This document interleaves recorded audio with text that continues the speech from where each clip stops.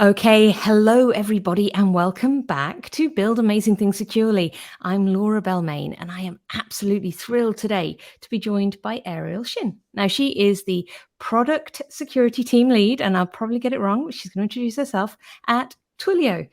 So thank you for joining us, Ariel. Tell us about yourself. Who are you, the human?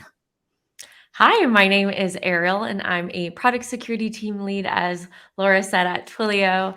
I work on a embed team, which works very closely with our messaging team, which is the flagship product for Twillio, which is primarily focused on making sure that we have an awesome API that allows developers worldwide to send messages.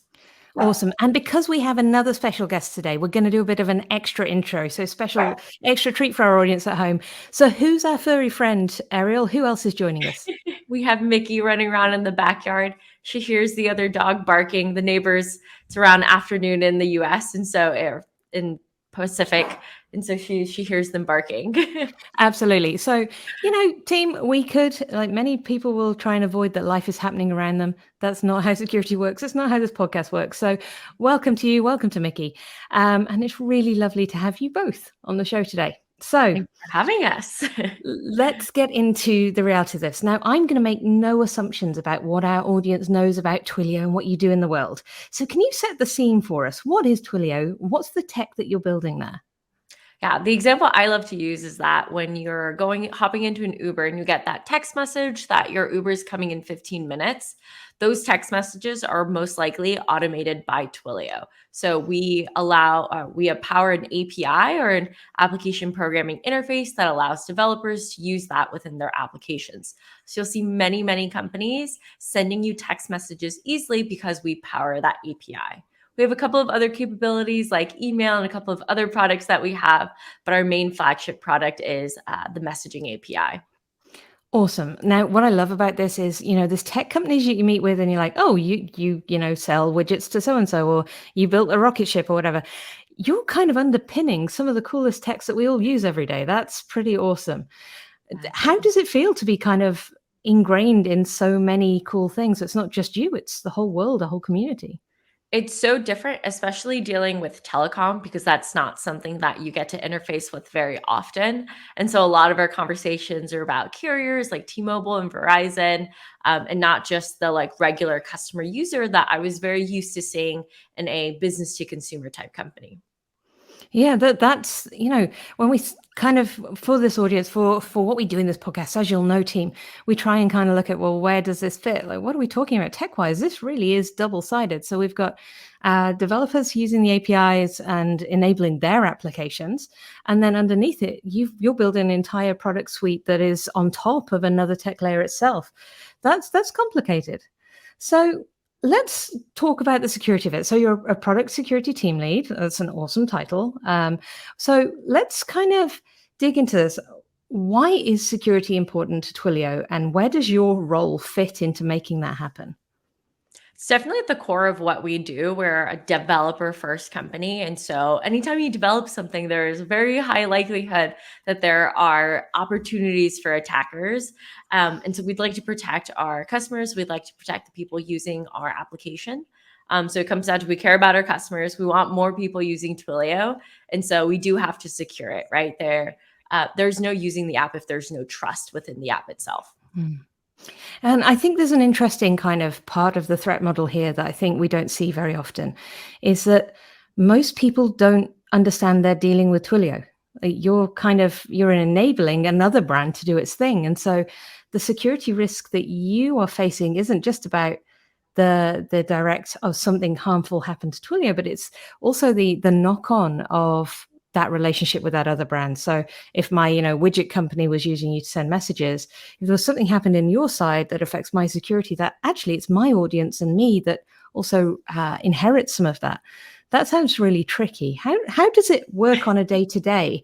How does security work at that kind of scale?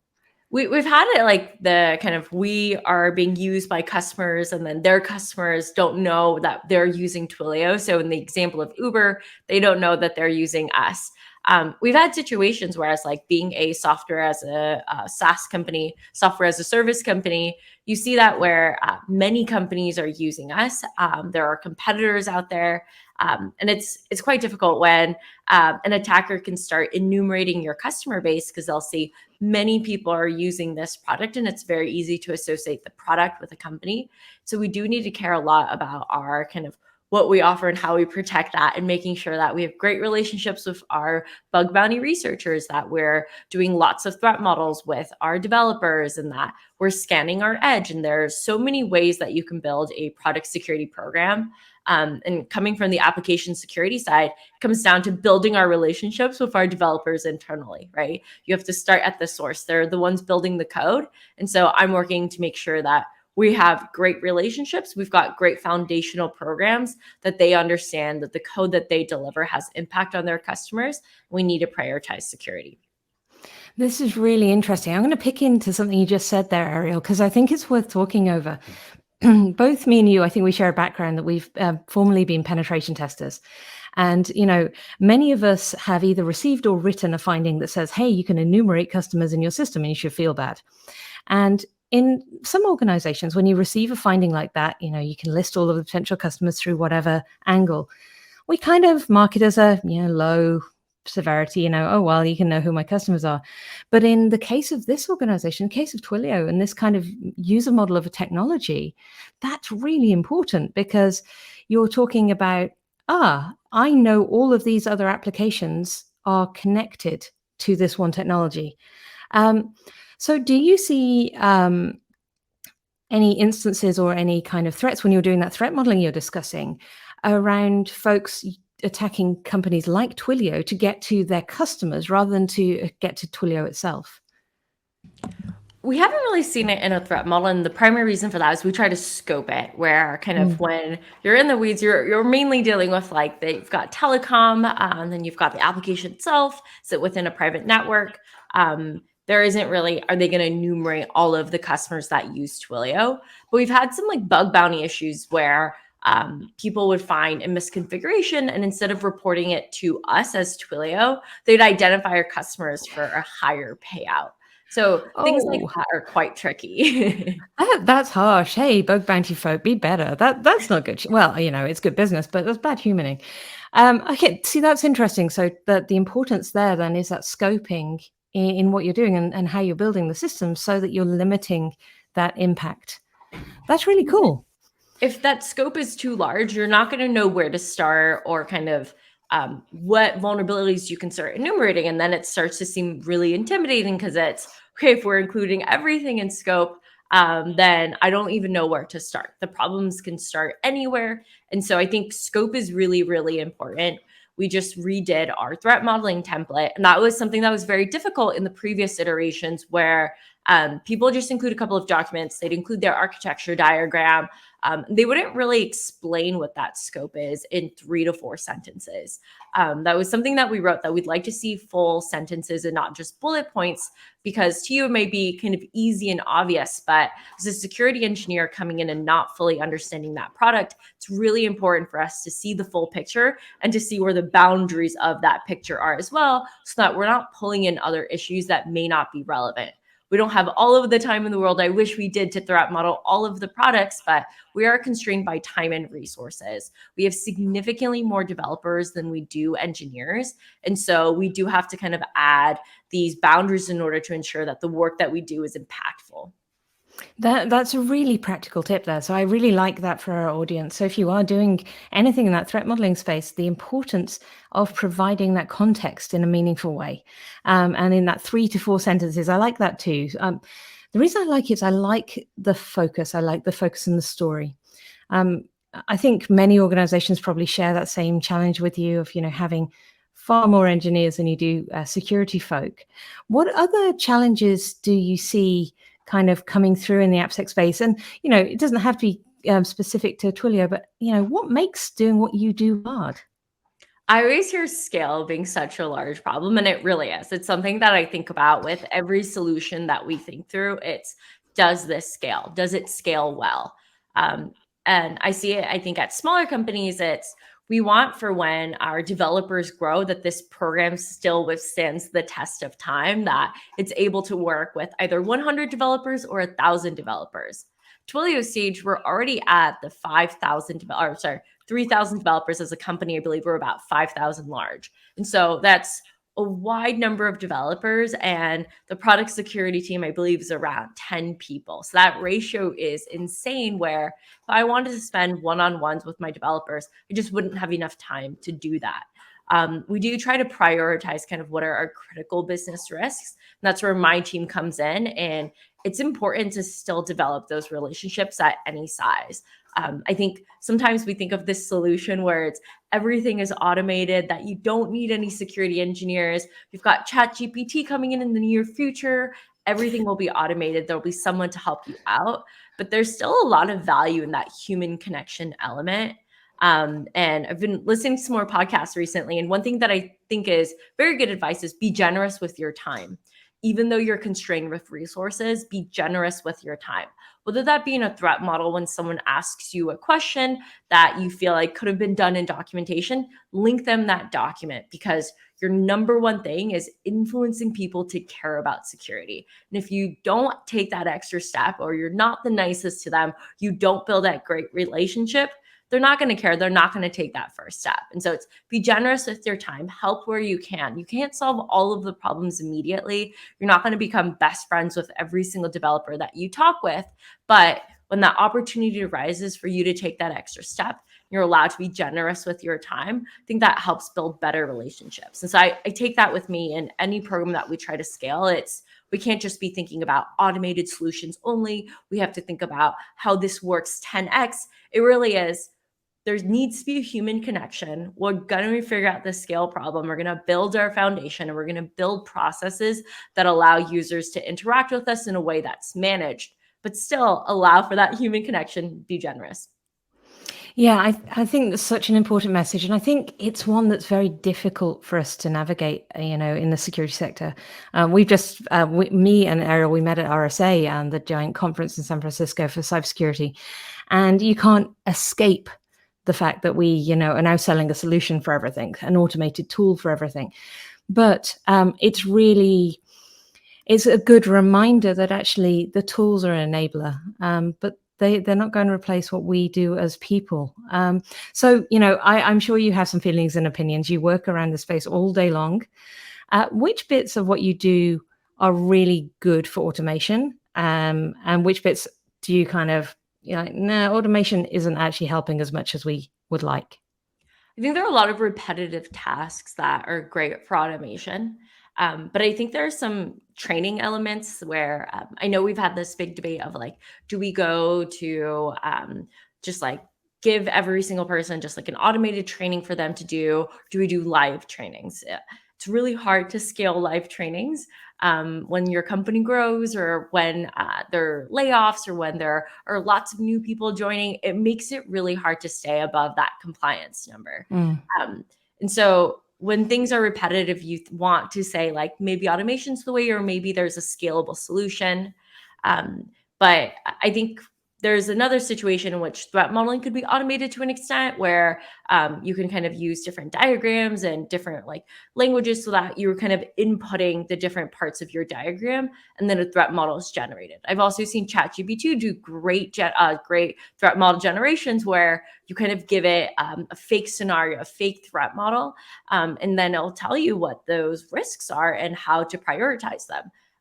So you may think like, okay, so maybe there's a future here where threat models are fully automated, but I think it's still really important to have that relationship of teaching folks how to threat model, giving direct feedback on threat model, and allowing time in meetings for people to discuss any concerns that they have. It doesn't have to be this kind of automated form or process that people have to follow.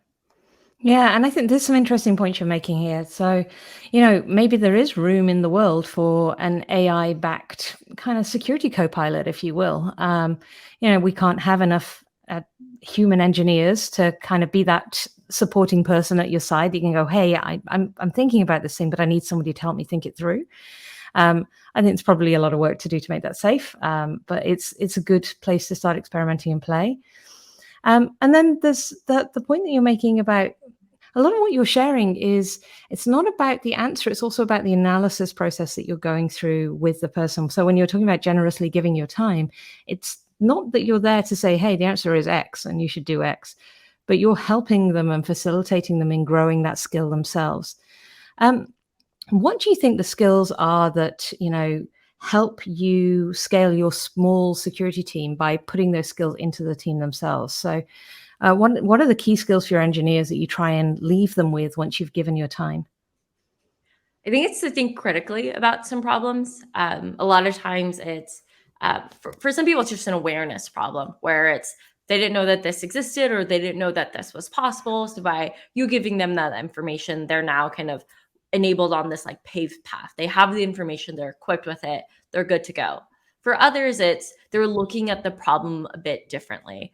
And you kind of open a door for them and they're going, oh, I didn't know I could be thinking about this way. We have this great training where it's think like an attacker, where instead of kind of going through just OWASP top 10, it's we pair that with, hey, let's actually use this tool called Burp Suite, which you can then use as a like proxy interceptor. And you can kind of think through an attack, what an attacker would do with an attacker's tool. And I thought that really helped change the way of thinking of this is all possible. And so we just do it with the like OWASP website, the shopping website, forgetting what Mhm. it's called. Oh, But we G-Shop. G-Shop, yes. We just use G-Shop and it's just a normal website for them. And it's the kind of back end of it is really indicative of segments environment. And so it's very, very easy for us to show like, here's a real website and here's what could go wrong.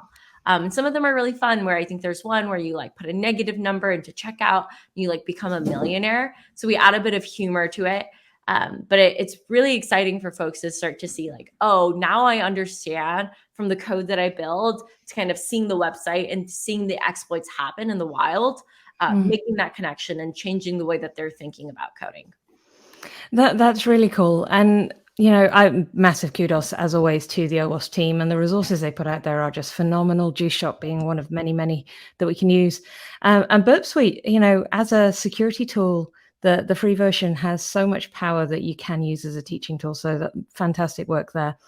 Now, when we're talking about our engineers, they've got this knowledge now, they're getting these fledgling skills. What do you think the biggest barrier is for an engineer? So not an AppSec specialist, but someone that you're supporting and working with. What are the biggest barriers they face when trying to bring security into their world? I think not enough time. There are a lot of things competing for anyone's attention at any day of the time. It could be kind of a dog running around where they don't have as much time that they'd like to focus on a problem, or it could be that there are competing concerns. The business wants a new feature shipped out at X amount of time. They're also caring a lot about what their user research team is saying. They're also caring a lot about accessibility and UX. There are so many other concerns, and it's not just security. It's really that developer is the one who's responsible for building the thing. And then it's all of these other people have their opinions on how they should build it. They can feel overwhelming at times. You just kind of want to drown out the voices, do your thing, maybe get it through a process, a code review, and then you're like, I'm done with it. So there are many, many things competing for your time. And that's why I think developer empathy is extremely important to understand from the point of view of a developer how much things are competing for their time and why it's important for us to explain and influence why security should be prioritized when the time. Mm. Yeah, I think that's probably the part that is probably the hardest to visualize when you're sat outside of the engineering areas, is quite how much stuff is being considered when we build software. So perhaps that's something for our audience at home to, if you are from the AppSec space and you haven't spent a lot of time with your devs, you go and have an ask, where are those other things that we're caring about, usability, scalability, all those things. So do you think we can win, Ariel? So we've got too many engineers. There's not enough of us. Automation is going to help us, but not get us all the way. Can we win? I think it depends on what winning is. All right. I think we're always going to be a bit behind developers. There's just kind of are we ever going to be completely at the same state and exactly what the developer is thinking? No. So I don't think we're ever going to win that. But when it kind of comes to changing the way that security, where security happens, how it happens. I think there's a lot of ways that we can influence and maybe kind of win in that way. Like I always see a lot of great wins at the company, and I love seeing kind of developers working on a remediation without kind of any input from us. It was, we've built that relationship. They know that security is important. We've built a great process for them to kind of see the security vulnerability come through that's standardized across the board. So they don't need to ask any questions or learn more about this ticket because, hey, they already know what that is. They have exact action items and they fixed it with an SLA. To me, that's a huge win. I also love seeing leaders, like engineering leaders, come into our tickets and encourage users, hey, let's get this fixed sooner. We've already extended the due date. We have a process that allows users to extend the kind of SLA time, and it has to be approved by a higher up leader depending on how severe this ticket is. It's always really great to see leaders push back and say, like, don't want to grant another extension. I'd like to get this prioritized first. To me, that's a huge win when we see engineering leaders prioritize security. Oh, those are fantastic wins. And, you're right. You're absolutely right. There's no overall win. We all know that secure software, 100% secure, is not a thing. We don't even try and aim for that. That's not a thing. But by the sounds of it, getting your leadership to buy in and to be supporting you, so to be your voice in there, helping you bring things through and get them prioritized, is incredibly important. And getting those, increasing the number of our vulnerabilities that can be addressed without specialist help, that's got to be a positive. And measuring those things, keeping track of them, is a great way to keep a positive view of what you're achieving as an AppSec team. So that's really inspiring. It's great to know that at a larger scale, you're quite a big scale compared to some of the audience and some of the guests we've had on, that those still remain true. So that's fantastic. So looking forward to the next 12 months, where do you think AppSec is headed? I think there's been a lot of excitement about kind of OpenAI and like kind of any type of GPT or open source versions. I think there's a lot of capabilities there. There's a lot that we need to do to secure it when kind of feeding it information that's private or confidential. But I think there's a lot of exciting things there where it's got people kind of excited again about, I haven't seen this type of excitement in quite a while, where we see like we had a hackathon recently, a 2-day hackathon, and almost half the projects were like, oh yeah, I like was trying to like mess around with ChatGPT. I obviously scrubbed lots of the data and was like only sending kind of like boilerplate stuff.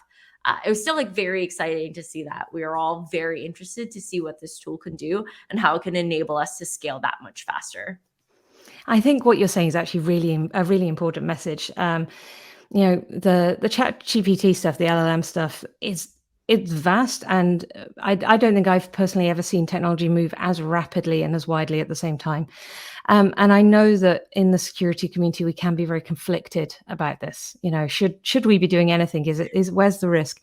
And that's natural. But if we don't have the curiosity, and if we're not playing too, if we're not doing our hackathons like you're doing there, I feel like we're going to miss the opportunity to really be in there from the birth of something new, rather than coming in later and saying, hey, you should have thought about this differently. That's very exciting. So Yeah. So in the security space, are you allowed to tell us, are there cool security things that ChatGPT is going to be helping you with? We haven't used anything outside of a hackathon environment, but to me, it's really the excitement and the opportunities that exist. I was gonna say, like, I was just watching this like GIF on Reddit of like when TV went from black and white to color in Australia, and it was this really cool thing where it was. I think there was pushback when like there are some people who like only wanted to continue to do black and white. A lot of people got really excited by all the opportunities in color. And at the end of the day, the actors and the filmmakers, they're still doing the same exact thing, right? They're still kind of trying to entertain their audiences. It really was just this like slight shift in the technology. It was groundbreaking at the time, but it doesn't fundamentally change kind of the entertainment value of anything, right? It just kind of adds to it. And I see ChatGPT and LLMs doing the same exact thing where it doesn't change what we do. We're not out of jobs. It really just enables us to do that much more and to think a bit more creatively out of the box. Yeah, I'm excited. I'm genuinely excited to see what we do in the AppSec space with it. I don't think it's an unsafe tool. I'm excited. So, I will keep in touch, and we'll see how those hackathon things turn into real things. Perhaps in a year's time, we'll all have stories to tell. So Perfect. we're coming to the end of our time together, and your little furry friend has been so well behaved. I am so very happy with your little puppy. So, is there anything you would like to leave our audience with? If there was a bit of advice you could give to somebody in your sort of role, so trying to help with product security for whatever they're building, what advice would you give? Main thing is develop relationships with your developers, generous with your time. I think sometimes we all rush to kind of get things done, and we don't want to like deal with that extra meeting that's on our calendars. But I think those are really valuable in building those strong relationships and making security a priority for everyone. I think that's a really great note to kind of wrap this up on. So, the focus of this podcast is we talk about the amazing things that are being built, and Twilio and the story behind that is definitely a case of that. And to build amazing things, it's not just about technology; it's also the people behind them. So keep cultivating those relationships, as Ariel said, and perhaps when your organization scales to quite that big, you're going to pay dividends. Thank you so much, Ariel, for joining us today and for sharing all your insights. And perhaps we can have you back again in the future and see how that journey progresses. Great. Thank you so much for having me.